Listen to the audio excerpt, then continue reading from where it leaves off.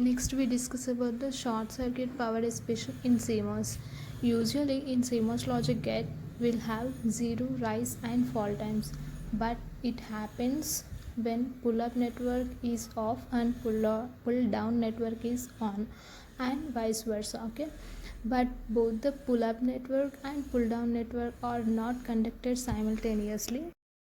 If these both will conduct simultaneously, so we will see that case also. But in CMOS logic, input waveforms driving the CMOS logic gate with finite rise and fall times. Okay, with finite rise and fall times.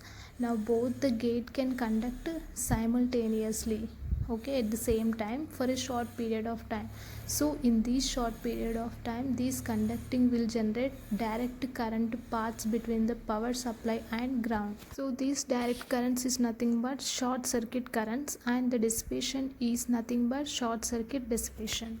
This is the introduction. Now we will see the block diagram. Okay, this is a CMOS circuit which consists of first up one is the PMOS network, which is a pull up network, and NMOS is the down one, which is a pull down network. These are connected with a capacitance, and we have given here input and we are taking output.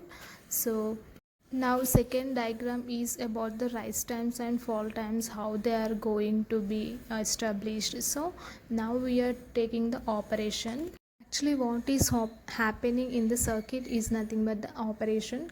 So these short circuit currents is highly depend on only two factors, that is output load capacitance and rise time and fall times, duration of inputs. Okay, now when the input of load is smaller and input signals rise and fall time durations is larger, then the short circuit current is high. If when the output capacitance is larger and rise time and fall times are smaller, then the short circuit currents are extremely low. Okay, now we are finding the equations for this. First one, energy consumption per 1 switching. Okay, per switching energy consumption is given in this formula, and power consumption formula also we have given, and here T of S represents the time for which the short circuit currents flow from VDD to ground, that is from up to down. In the block diagram I have said no, from up to down PMOS is connected to up and VDD and ground is connected to NMOS. Okay, that is construction.